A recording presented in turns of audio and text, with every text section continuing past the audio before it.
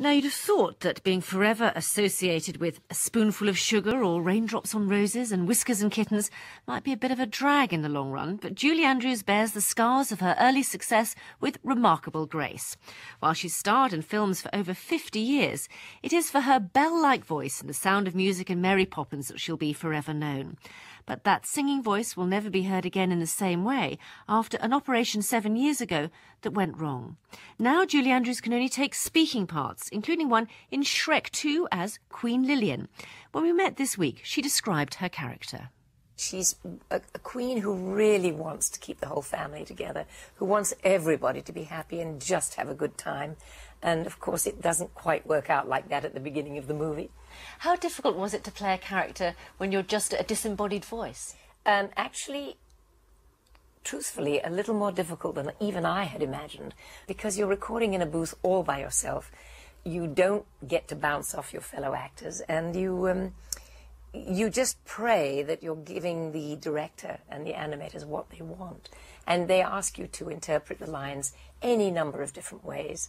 Would you say the same line thoughtfully? Now say it in a puzzled manner. Now say it sadly, and, so on and so forth. So did you ever meet John Cleese, your king? Yes, I did. I was one of the fortunate ones in that I did get to work with him one afternoon. They paired us, and we had a wonderful afternoon. We laughed our heads off. I'd never met him before, and a great admirer of his. And I hoped that we'd get on, and it seems we did, because we reminisced a lot between takes and laughed a lot, and I felt like we'd known each other for years, which is great when you're playing a husband and wife. Now, Shrek is, of course, a musical. There are many songs in it, yet you're not able to sing. Well, my character doesn't anyway, so, and since they asked me to be Lillian, but my God, isn't Jennifer Saunders wonderful as the godmother? And did you feel at all a pang about that? I mean, how much was losing your singing voice a loss to you as a performer? Well, obviously at the time, it's like 7 years ago now, but at the time it was very, very devastating. But, I mean, look at this. Here I am doing Princess Diaries 2 and Shrek 2, and I'm writing a ton of children's books, and I often think to myself, well, would I have been doing all of this if I'd still been singing? Life is very surprising sometimes. You turned to therapy to help you with this, as I understand. How much was that of a help to you? A huge help, very much so. It helped me put it all in perspective and deal with it, but I've been in therapy for many years, not just because of that.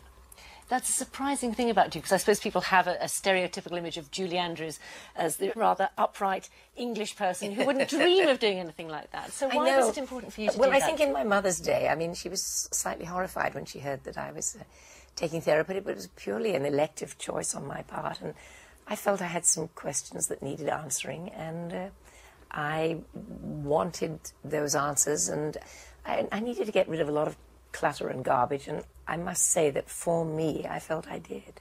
Was some of the clutter having such an unusual childhood? Your parents divorced when you were very young, which was quite unusual in those days. Well, I certainly had an unusual childhood in that it was very little schooling and a lot of vaudeville and travelling around the country and so on.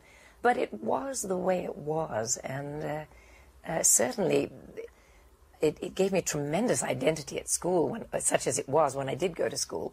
I mean, everybody was saying, oh, you're on the stage, wonderful, you know. So when you talk about the clutter and the garbage, what was that clutter? You know, it's so personal. I don't think if I aired it now, it would make any sense to you. It's just, obviously therapy is a very personal thing. I only know that it left me free to get on with the sort of essential stuff of more important things, and I'm glad I took it. Some of the cleverness of Shrek is the way that it plays with different images, subverting the fairy tale, a parody of the fairy tale. And I wonder, in a way, was that something that you've done with your career? You were the fairy tale princess, or Mary Poppins, a fairy tale character, and yet you've tried to show different aspects of your character over the years in your career. I'm not sure how much of it was a calculated attempt. Life is so full of surprises, I've discovered, and things come at you from different quarters. To some extent, you can say, well, I don't want to do a very violent film or something like that if you choose. I think it has to do The only real choices one makes is it a wonderful script? Is it something that I feel I can contribute to? So what are your ambitions for the future? Well, certainly to write a lot more, which I'm enjoying enormously right now. And hopefully to do as much as is different as possible, because it's a tremendous turn-on for me. Recently, actresses Alex Kingston and Rosanna Arquette have complained about the problems that older actresses have had getting roles in Hollywood. Is that something that's ever happened to you?